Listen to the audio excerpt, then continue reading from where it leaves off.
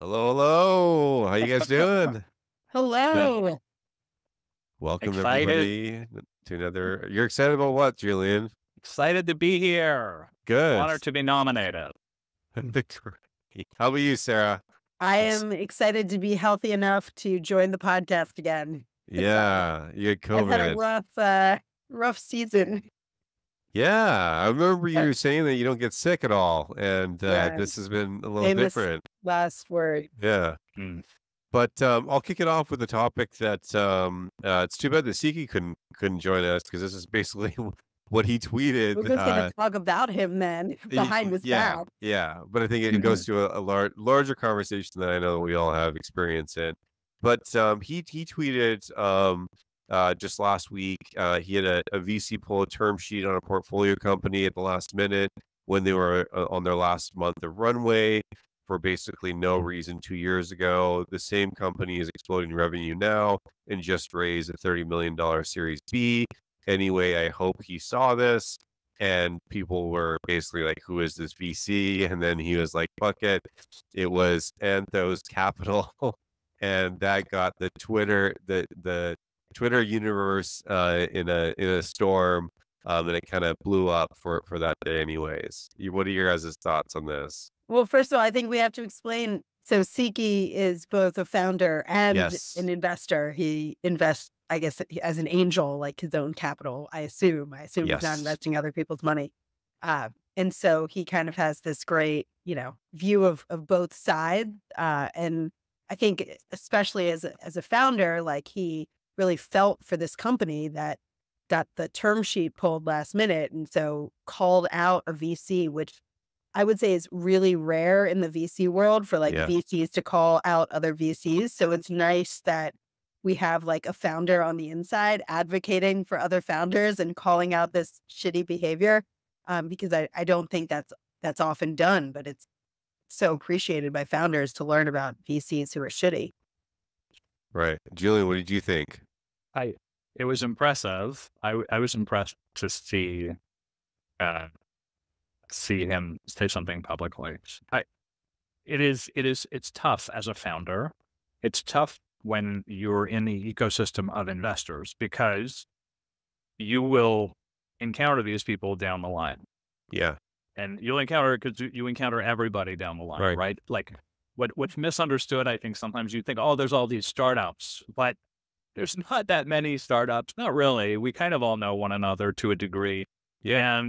And we all know kind of the same investors. And so I've never had a term sheet pulled.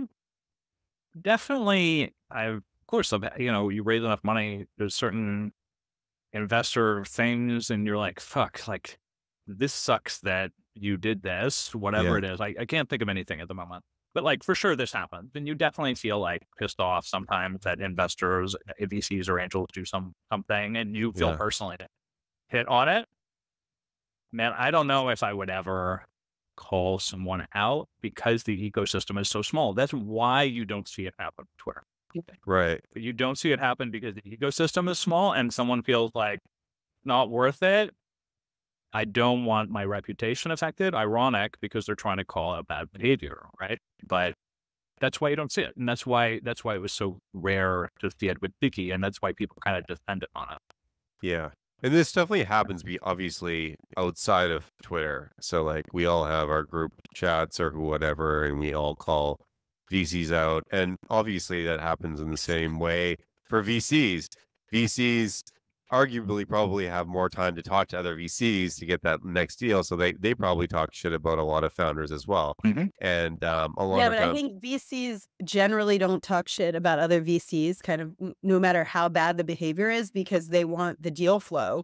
And it's just seen as pure form to call out other VCs when really they should. Like, I wish more VCs spoke up about other VCs doing bad things. There was this one VC way back in the day that was like the strategic arm of some company, and they used to kind of give founders competitive term sheets, get the deal done, and then like try to get more backdoor equity by saying they were strategic and like basically tricking founders into giving them more equity than their investment amount would be worth. And there was ultimately a VC who called them out and was like, do not take money from this investor.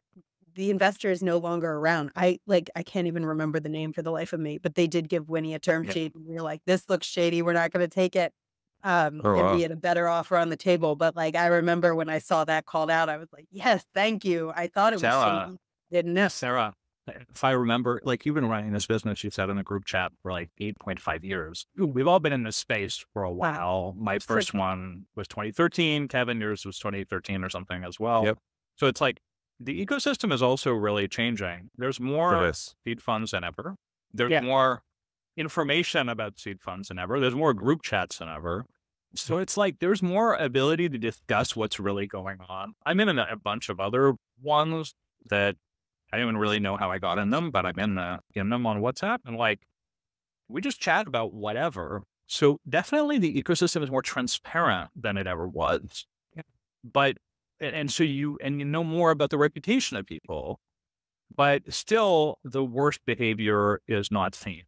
But you hear about it at dinners, and you hear about it in private spaces, and then you discover that kind of like every founder hates every VC actually at the end. Well, it's a tough dynamic, right? There's, especially as you're scaling a company, there's competing dynamics. Ultimately, everybody wants the company to succeed, but like early investors probably want to take some chips off the table. Later investors want you to go for the home run, all that. Some investors want to have just like input and look like smart around the table of other VCs, so they get deal flow. There's a lot of competing interests, so like I could see that, like how that there's this kind of weird dynamic, but essentially like VCs don't exist without founders. Founders don't exist without VCs, so we gotta kind of make it work. But it was kind of interesting to see, like, Siqi, and also on some of the commentary on that tweet was like, Siqi can actually say this, and I think this is true because like he's exited at least one company that I know.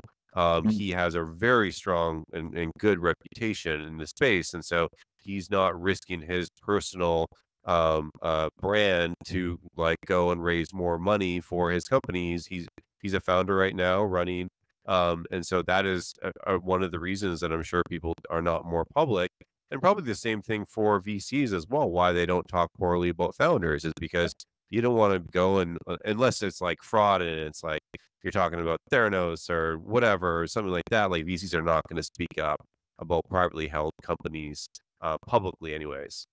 Look, I mean, there should always be a tension between founders and investors. Like, of course, normal and natural. But there's just bad behavior on both the investor side and the founder side that should just not be tolerated in the ecosystem.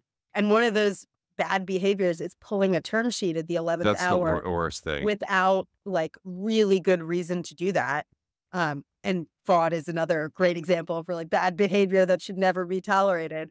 And so I think when we catch these instances of things that we just do not want to exist in the ecosystem, that's when to call it out. Not like, oh, I clashed with this investor because they annoyed me. Like you can have a difference of opinion and different personalities, and you can not get along with everyone. That's fine. You don't need to call that out publicly. But pulling a term sheet for no reason is not okay. There is this relic of what happens whenever there's good time. Okay. So there was RIP good times, but before RIP good times, there was good times.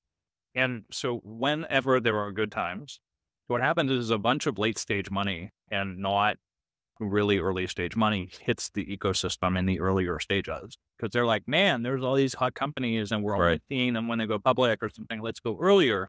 Fund sizes get bigger and cash gets drawn into the early stage. So you got the Anthos Capital where someone I literally did not really look them up, but it's like apparently a couple private equity, right?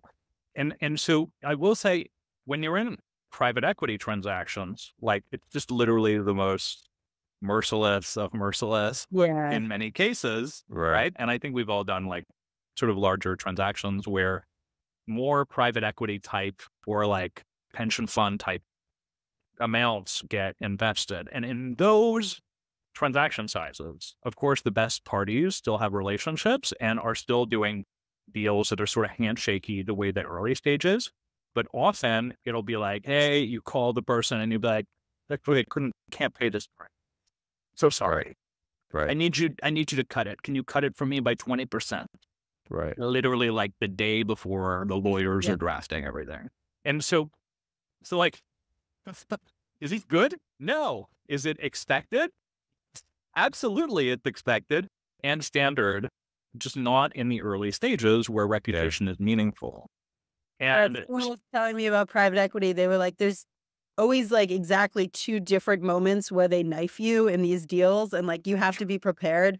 Like, and once you do a couple of these, you kind of know the pattern. Like, you're gonna get knifed here, you're gonna get knifed here. And like, it's not a shock. But yeah, like in the early stage venture capital market, like that is unheard of to do.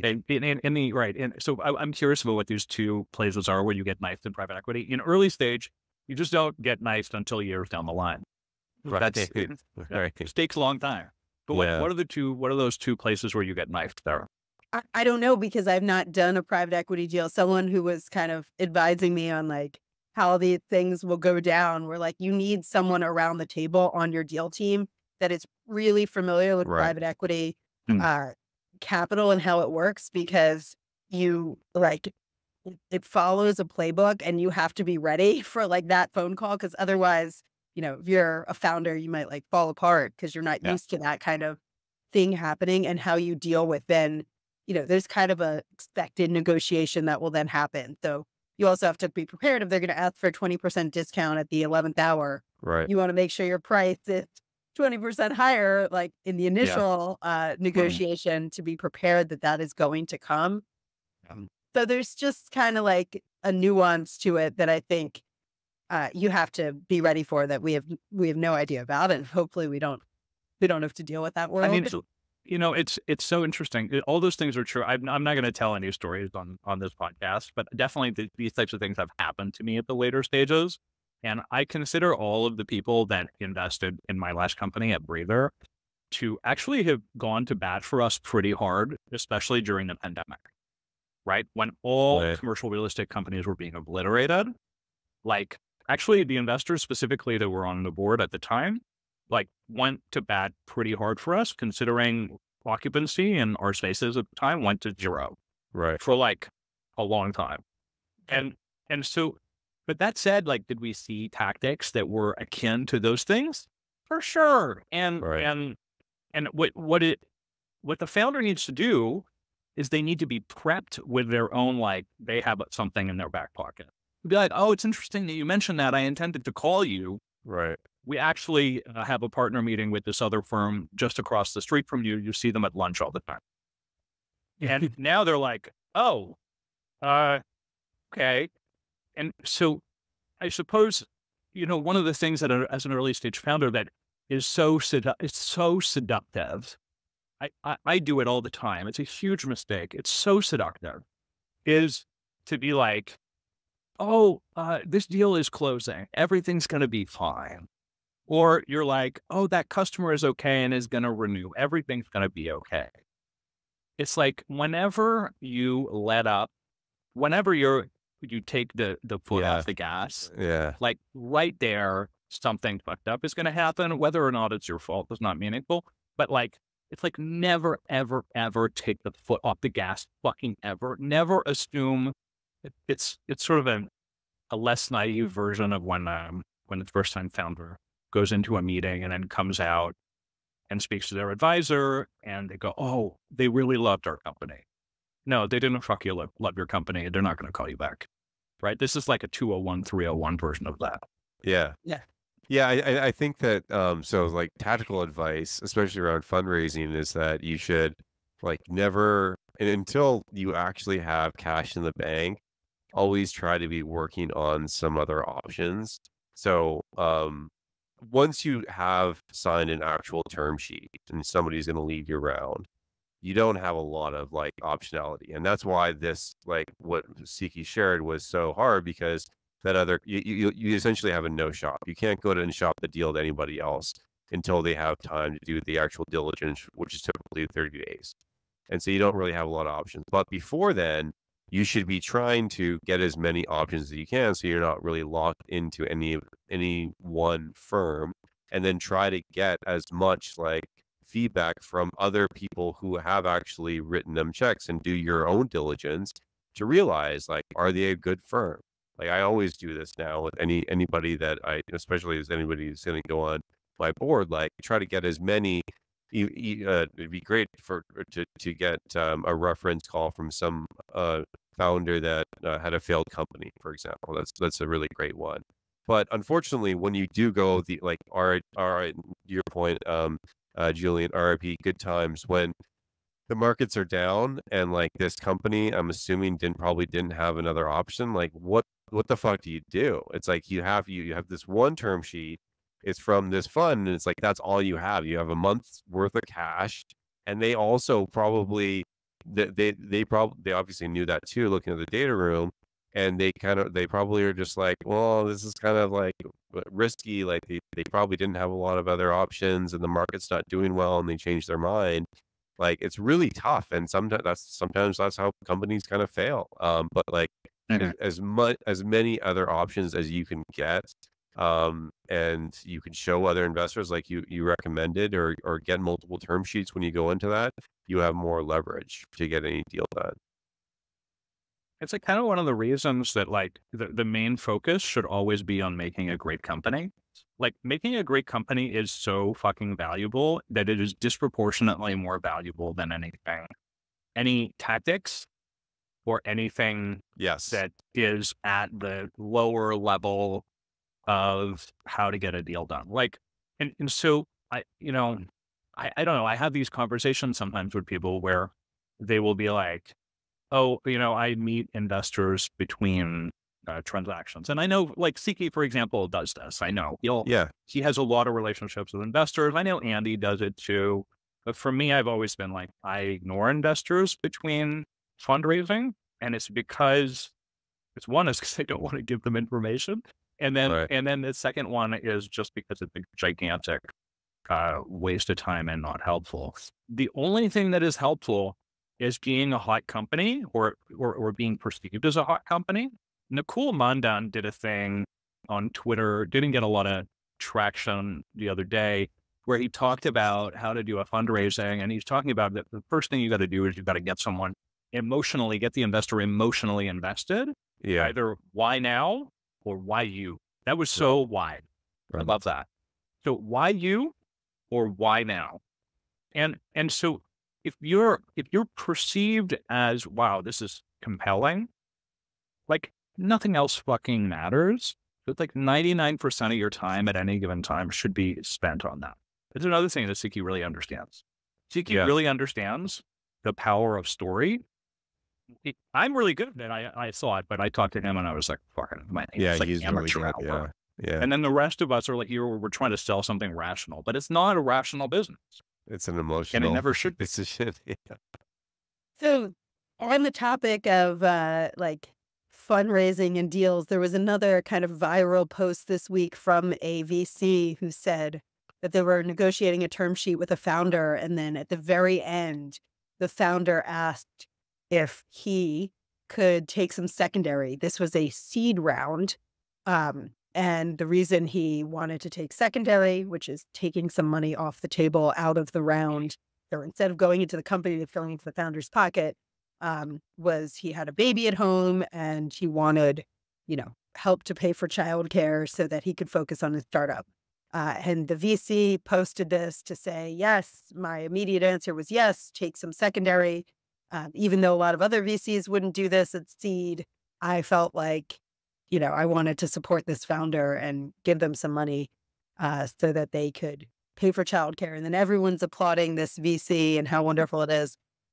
I wanted to get the group's take on this. A few people have sent it to me, I guess, because I work on a childcare company and it kind of like pulled at the heartstrings. And when people, when stories pull at the heartstrings, people always feel like I should, I must be so emotionally attached to this.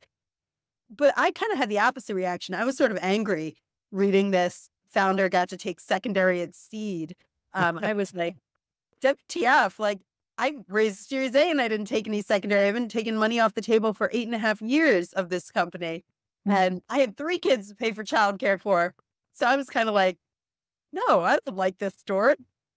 I'm curious your reactions to, founders taking money off the table when they should, what round is appropriate, how much.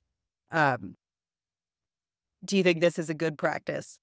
I think that it's really, it depends on the company, how well they're doing. I think it depends also on the founders, like financial, and just like, even as a VC, like everybody's, incentives should be aligned to create the biggest company possible. And if you are having a family and you are not making enough money, that's obviously a big stressor that is going to detract away from you focusing on the company. And so I think that you can give the person a raise or give them some liquidity in secondary or something like that. I'm definitely a big proponent of that. Also, I'm a big proponent of taking some chips off the table as well. Like us as founders, we most likely, especially earlier on in your career, you're going to get underpaid, and you only have this one company versus the VC that has a portfolio companies. And so if you can de-risk that a little bit, take a little bit off the table to make your life a little more comfortable, so you could go deeper into like building this into a billion-dollar company, I think that's better for both the founder and also the investor.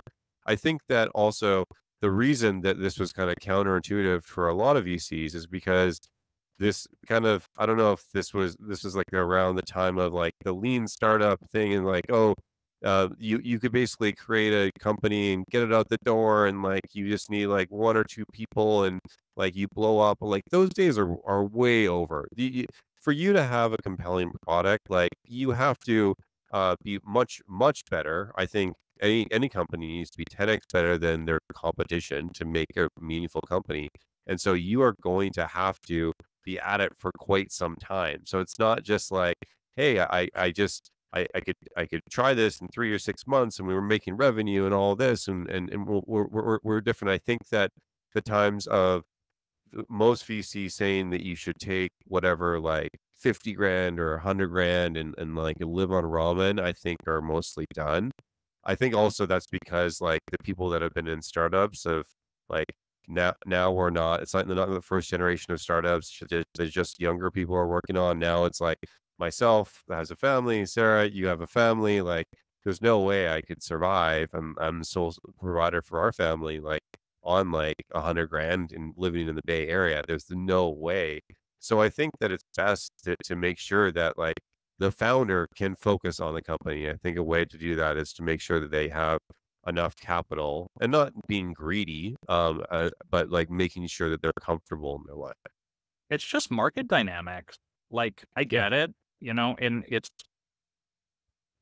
the first time that as secondary, I definitely was done at Breeder for sure, but it was done quite late.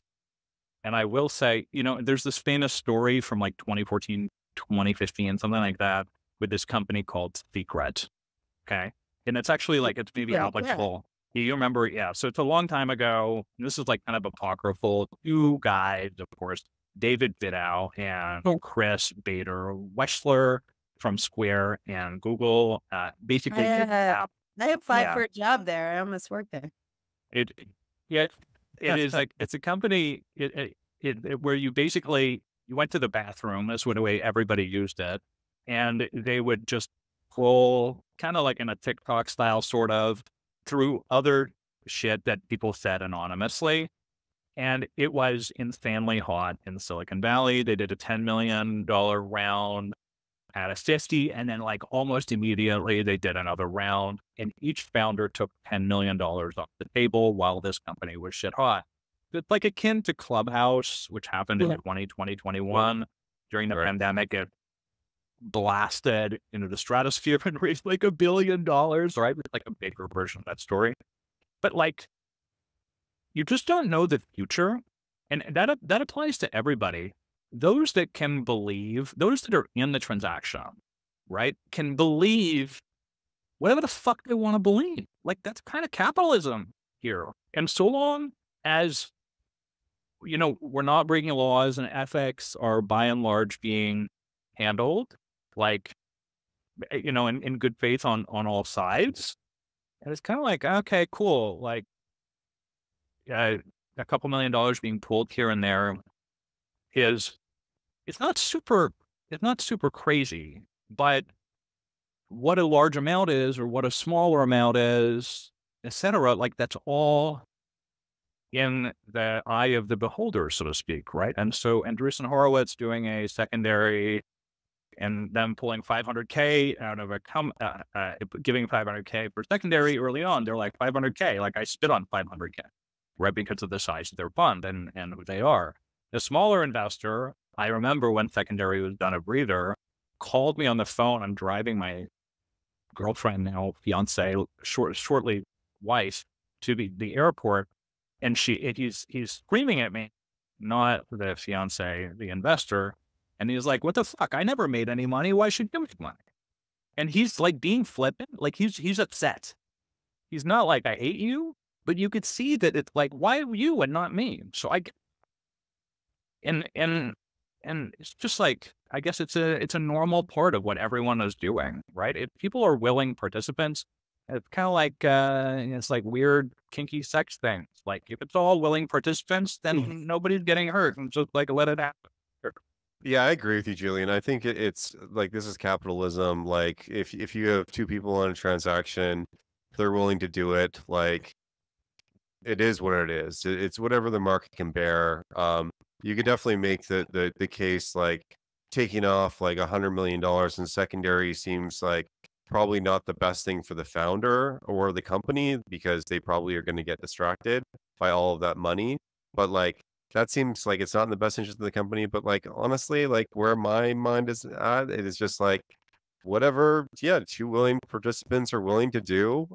And hopefully you as an investor, maybe early on, like you invested in these founders, and like you knew that they were going to take it the distance and everything. And then that's also one of your parts as an investor, is investing in the right people, the people who actually want to build a massive company. Just as a sort of side comment, I will say secondary can bite you later, because what will happen, and it's happened to me. It's not a meaningful thing, but it did happen to me one time, where one investor was like, "Did you take a secondary in your last company?" And I was like, "Yeah, I took this much," and it was like a relatively small amount by venture standards. And he was like, "Investors didn't make money." I was like, "No, my company got obliterated by the pandemic," right? And but for him, and this is an investor that everybody knows, right? That put blood in the water. Like it didn't piss him off, but he was like, "You know what? I'm out." So it does happen, right? It's not consequence free. And again, it comes down to like, how hot is your company, and can you get it done? Yeah, it also, I mean, I think it kind of sets up a little bit of a weird dynamic between like a founder or CEO who's running the company and these investors. Like, why is this even the investor's decision? Like, raise a round, take the capital, and then decide how you want to deploy that capital. And if some of that capital you need to deploy to the founders so that they can, you know, work at the company, and they need a higher salary, they need a bonus, they need whatever. Like that feels like it's part of running the company and the decision of how you deploy the capital to your employees. It's kind of weird to me to, you know, this founder had to make a case that they had a baby and that they really needed the money. And it's like, not really the VC's kind of role in this whole thing to decide how much money the founder needs to build this thing.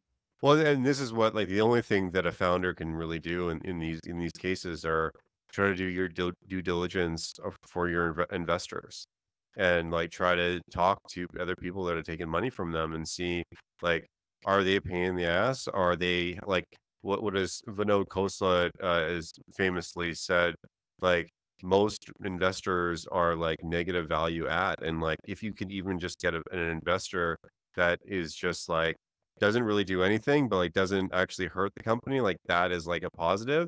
And like there's super rare exceptions that you're going to get somebody that is going to actually meaningfully help the company outside of financing.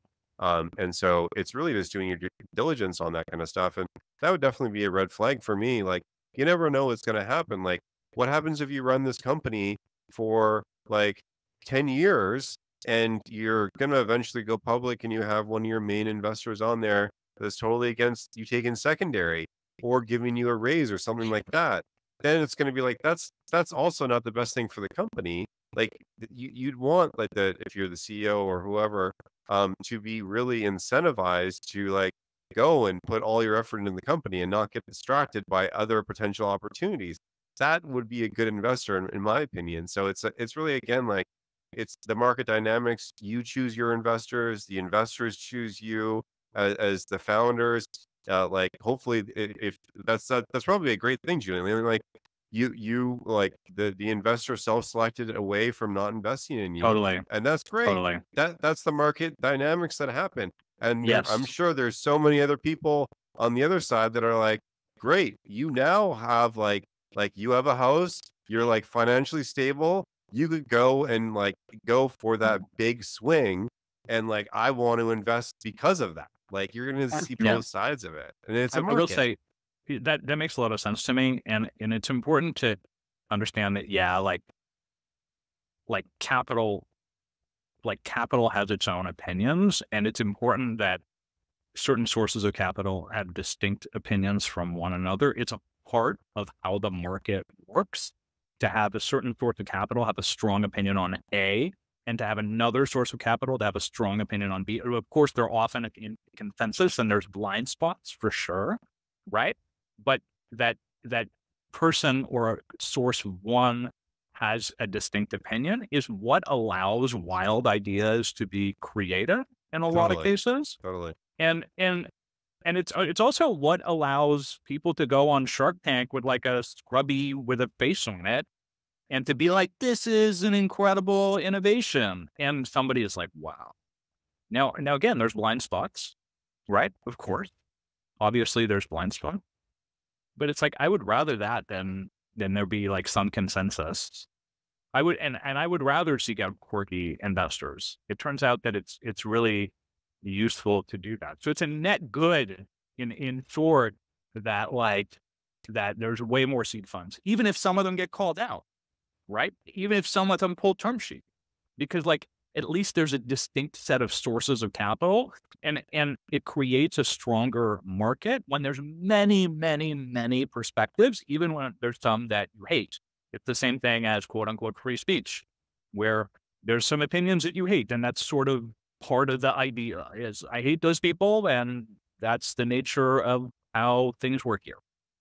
What other things do you think that from the founder side that you guys hear other founders doing that they shouldn't be doing? Like where is that line to be crossed that you've seen from like an investor side? Be more specific. Bad behavior. I could be. Yeah. Let's talk about. Well, obviously, there's like the crazy examples of like misreporting your numbers or like outline line about like your product, like Airhouse did, or like FTX and all that stuff. But like, is there other maybe more subtle things that kind of gets like kind of swept under the rug, but like aren't totally ethical that maybe like we talk about as founders or other VCs? Yeah, I mean, I think one of the big things that founders can do that really screws over a company and the investors in the company is like when they own a large share of the company and then no longer work for the company. So, imagine you have two co-founders and they split things 50-50, and maybe you do have a secondary offering at some raise, but then one of the co-founders just like peaced out. Like I took my money and ran, and I took my equity and ran. And now you have like this person who has owned so much of the business, but is no longer doing anything for the business. That I feel like is the really bad dynamic that investors are trying to protect against by like, that's also one of the reasons that like a large secondary offering isn't great, because you're giving that money kind of upfront instead of, let the business distribute it in the form of salaries and bonuses and different kinds of comp that they dream up. But when someone kind of owns a large chunk of the company and then pizzas out, especially if they've taken money off the table, I feel like that's pretty bad behavior. I will say I created an unusual dynamic, and I kind of did it deliberately in making this company that I do now. We started with a certain equity split between me and my co-founder, who I still have a good relationship with, is no longer in the business, but things are fine. You know what I mean? Like, we go to each other's houses for dinner, and we specifically created a contract that if someone's stuff is not vested, it goes to the other founder. And so if you imagine, I don't believe this was a 50-50 split, but let's imagine that it was a 50-50 split, for making it simpler. If one person sticks for 4 years and the other person sticks for 2 years, just to make the math simple, boom, after that 2-year period, you take the remaining unvested amount and you just pass it over to the other founder, because they're founder shares. And so the result is if you have one person that's stuck for 4 years, presumably there's hopefully the CEO that could stick in for longer, and one person that's stuck for 2, that initial person's shares, that second founder ends up with 25 instead of 50. The reason that we did this, and we did do this, and it was unusual, and I told the lawyers, and they were like, what? But it did actually end up happening, and we did, in fact, like, this mechanism, this trigger did actually occur in the lifetime of the business, and it was because I saw other founders that were in my ecosystem, in my network, that were working for founder shares for people that were no longer in the business and that were pissed about it. And there's many successful examples. I don't know that YC splits 50-50. I think they try to tell you to do that. And some YC companies that I know, where it's like, I feel like I'm working for this other person and this person has left. And it's so, one of the main things that you need, especially pre-product market fit, but even post, is like, you just need motivation to persevere. And if you lose motivation to persevere, now that's actually your biggest, rarest resource, especially when times are tough. So whatever it takes to keep the motivation engine going, that should be one of the main things that you're consistently ensuring that you get in the business. Yeah, I think the problem, though, is like, most companies take longer than 4 years to make really successful, and most shares are set up to vest over a 4-year period. And like, I look at Winnie, like, we've made all the value in the business in the later 4 years of the 8 years we've been in. And, you know, my co-founder and I are both still with the company, but that's incredibly rare. And I just think about, you know, all my friends' companies where they had someone fully vest and then it's like they're gone and all the value is being created later. These companies just take, you know, so long to really extract the full potential and the full value. I think especially, you know, if you're building something to last long term and not just flip to the, you know, next round to take secondary kind of thing. I think what you can do in this case is, well, a good board will do this for you. But if you are the founder, say you are now the solo founder and your co-founder is fully vested, is that you could advocate for additional equity grants and maybe even tie it to performance targets.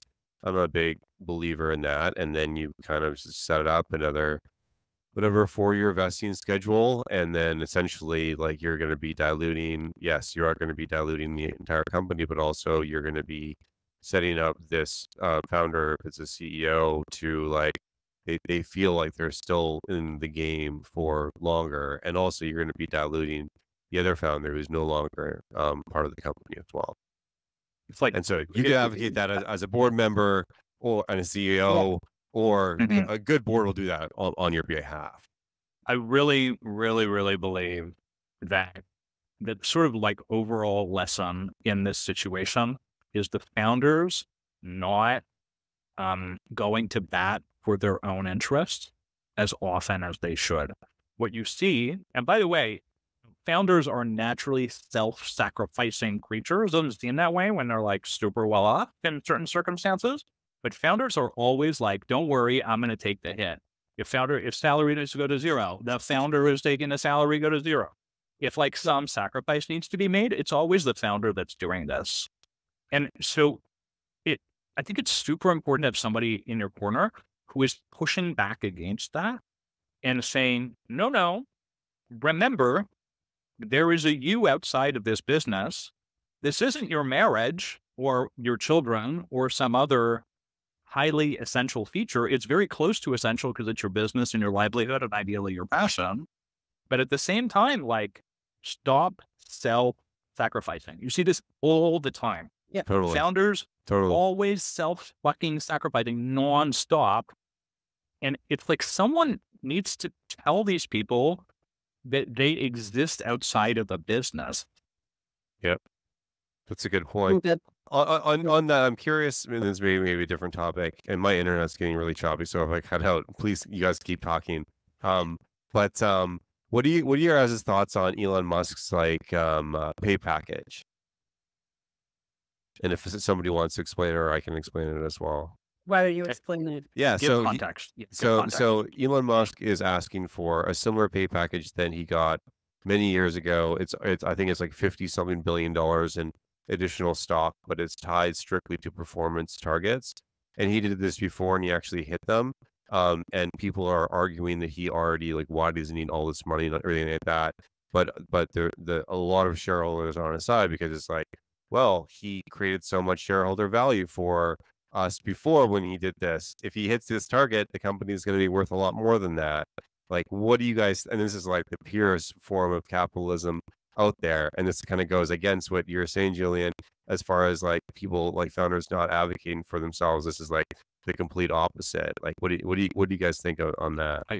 Wait, hold on a second. It's completely in line with what I said. Well, what he was getting paid? Doing? Yes. He was getting paid $0. Yes. And he's like, I will get paid $0. My salary is $1 or whatever it is. Then he's like, on top of that, my equity grant will also be $0 or whatever. Excuse me, I'm blurry on the details, so forgive me if I'm inaccurate. But then but if I do hit these insane targets, so way out of proportion with what the financial, with what the projections were, then here's this insane comp. Yes. And they voted for it and the board agreed. So that was the first one. So now he's doing it again. Got it. This is brand new. Please. Still I think boards generally love this. Like, this is a board's dream to have things set up this way to be performance-based. I think unless the numbers are like very gameable, and you're achieving the metrics, but you're doing something else to tank the business, as long as, you know, they're actually the right metrics and you can't game them, I think everyone loves this way of setting things up. I don't think you should look at, you know, how much money the founder has or the employee has who wants to be incentivized this way.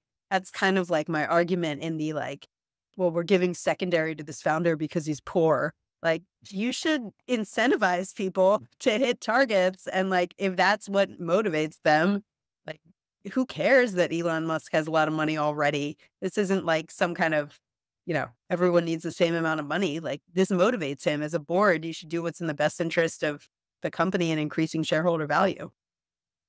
Yeah, I think here it's not a board vote, it's just shareholder vote. Yeah. So there's certain shareholders that have like spoken out about this because he's already, I don't know if he's still the richest person in the world, but it like ultimately this is another $50 billion. It's like, how much money does one person need to have? And like, this is capitalism at its finest. For like, if I'm a shareholder of Tesla stock, I'm like, if this is going to incentivize him, he's going to stay on as CEO. I want to go and do this, because the downside is he doesn't hit the targets and he gets nothing. Like, it's only upside here. But yeah, I love this kind of thing, and I think that more founders should do that, either with like bonuses or with additional equity grants. Even when we're talking about like, I'd say seed companies, definitely not, but like Series A and beyond. Like, you get creative, especially if you have been doing something like over 4 years, longer than 4 years. Like, I think that can motivate a lot of people, and they just don't advocate for themselves. Like, it feels that just going back to kind of like the venture standards, it may not be applicable anymore, because what is a seed really? Like, we don't even know. But like, the Series A is typically the riskiest round in venture.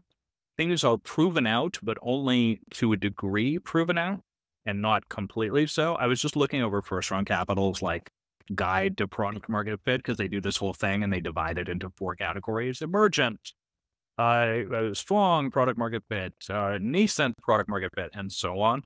Around the Series A stage, just looking at a B2B business, you end up with something like 5 to 10 customers, B2B customers. You maybe got 500K to $1 million in ARR, but your business is like not quite there. There's no strong go-to-market motion, for example. So there's a set of things like this where you're not completely clear, and that tends to line up with the Series A. Now, for me, to speak, to hit my objective here at practice for a Series A, I aim to have it very proven out. But in my last business, Series A was not very proven out. It was like a few people that were really hardcore believers in the business. And so to me, it is a little wild and unusual, although I'm not against it, that a secondary occur at whatever stage. But to me, it's like Series B is like when the business is proven out. And when it's proven out, like that's also when it's going to maximize value. You sell 1% of your company and you're going to get something meaningful, versus at seed where you're selling 5% of your company, or hopefully not, but 1% of your company, it's just not that much. I honestly think it's really a market dynamic. If you have, so there's also the thing, and I think I would actually push back against you, Sarah, a little bit. Like, not always does the company actually need the capital, right? Like, say you're raising your Series A and you have a $10 million round, but you have interest for another $2 million. And that you have some founders that they're at the stage of their lives, they want to buy a home and all those different things. In that case, like, it's not going to go to the company, and you're just leaving these investors on the side. So like, if the founders, they wanted to continue to be able to focus on the company, and buying the house is going to take away some financial stress and burden, allow them to focus on the business more, I think that's the right thing for the company. And I think that any real investor that's going to push back on that, like, it wasn't going to go to the company anyways, and you're going to be able to focus more on the founders or whoever is getting the secondary more on that. I think it's like, it could be as early as Series A, I would think. Like, I would not be opposed to that as an No, I'm on your guys' side of like whatever the market can bear. So if you want to propose a secondary transaction and like the market can bear it, you should take that secondary. I guess the part that I was kind of like personally offended by, like the idea that you have to like plead your case about how poor you are to be able to take that secondary, because, I've tried that and people are like, oh, you're not poor. You live in San Francisco. You have money. You're fine. You can survive. And like, it really shouldn't be about that. Like, to the Elon Musk thing, like it's not about how poor you convince your investors that you are. It should be like, if this is a deal that the market can bear, do the deal. Yeah. What's good for the company, do the deal. I just didn't love the idea that like you have to kind of plead your case in this like really dramatic way of needing childcare, and therefore like, you want the money, take the money. Like, if the market can do that deal, do that deal. So yeah, I'm on your side, and like founders need to remember you're always paid last. Like, when this thing eventually does make money, you're the last one to get it. It goes to your preferred shareholders first. You're the last one to get paid in any debt you owe, and at the end, any leftover money gets split between the common, and sometimes there isn't at that point. So like, right, you got to advocate for yourself along the way. I totally agree with that. Yeah, I totally agree. Going back to the other thing, I did have one point that, like, what I think that founders should not do outside of like fraud, where I see some founders kind of like going on the edge, is that like when they are fundraising or when they are reporting metrics, like I think there's like a really, in my mind, this is the way I look at it. It's like you need to report like anything that has happened in the past. You need to be like, has to be 100% accurate. And then anything for projections is obviously projections.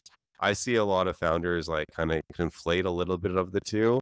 And like, this was kind of what we were at here, and kind of like what, but like when you're selling, which you're doing in a fundraising process, like you're selling securities, and like you have like legally, like, or it is fraud, like if you are lying about your business and all those things. But when you are doing projections either to new investors or to the board, that's where you can kind of like, and we all have done this before, right? We've made models up and we have no fucking idea a lot of the time what they're actually gonna to be. They need to be based in somewhat reality, but that's where you get a little bit more creative. But I've definitely seen founders that are a little more creative on like kind of the past and what's happened, which is, in my opinion, a big no-no. It's I will say, like, I'm very, I mean, it's just, maybe it's the fact that I'm Canadian, but you're also Canadian. Maybe all the Canadian is gone from you, Kevin. I'm not sure. It's all gone. I'm a U.S. citizen now.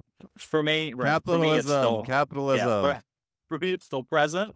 So because it's still present, the idea that I would send out something that's not true or that I don't believe is like, really, I don't know that I could do that. That being said, there is a natural optimism that founders have, and they should use that optimism. Yes. Right? Which is like, I really believe that we have a shot.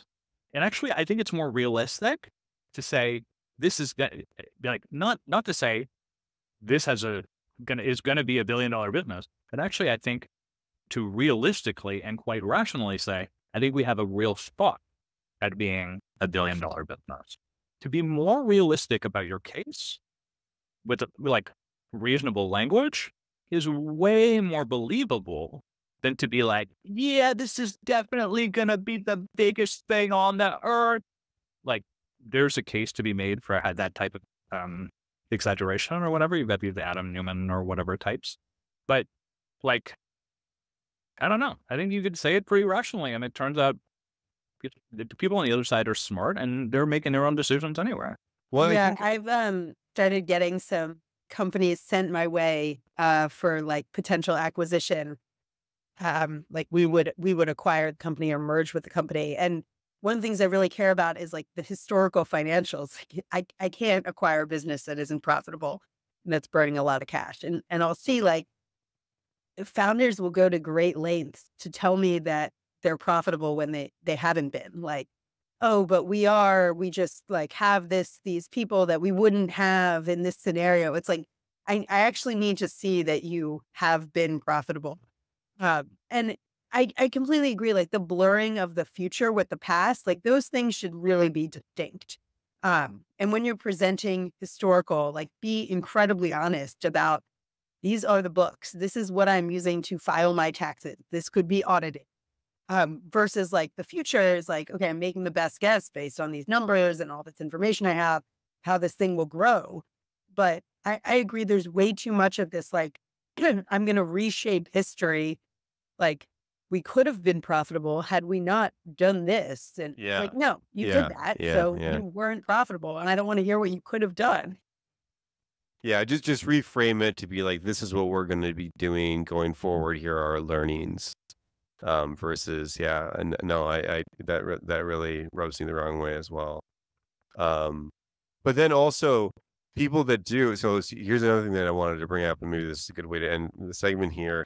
You have a lot of these characters that I don't believe any of them have went to like the fraud length, but like you have the Travis Kalanick's that obviously were kind of thrown out of their company, and you have the Adam Newman, same sort of thing, that like at the time it seems like they're the worst person ever and all that stuff, but like VCs love to refund those kind of people. So it's like you want to, as a good investor, I would think, right? Like Andreessen funded Adam Newman's new company, and I'm not sure, maybe Travis funded his own, but obviously he's got a line of investors. But like you do want somebody who's going to be really pushing the envelope. You want an Elon Musk that is actually going to be asking for an ungodly amount of money if it aligns with the company's best interests and all of those things. And I think that there's just a lot of investors that don't that kind of just want to get that base hit, or that like they're not really swinging from the fences. And to me, that's not true venture investing. I don't know, but like you see these people that just, and maybe it's the larger than life personality, the big risk taking, the taking over the world aspect, all of that stuff. But like those are the types of founders that people really like, the big top firms, they want to reinvest, and they may be treading the line between, I don't know if I wouldn't call it fraud, but like maybe like switching up the story a little bit or something like that, and they've had a little bit of a choppy past and that kind of stuff. But those are kind of the outliers, I think, for the most case. I don't know what you guys think on that. Well, we are almost out of time, so we should probably close things up. We didn't even get to discuss AI, Apple Intelligence, so we'll have to discuss that. We'll save in it for another future episode. time. Yeah, we'll save it for when we have our resident AI expert on the pod. Wait, But who is that? Is that Andy or Siqi? It's I you, don't know. Kevin. It's It's nothing. you. yeah, it's you It's now. definitely It's not you, me. yeah. It's not me. No.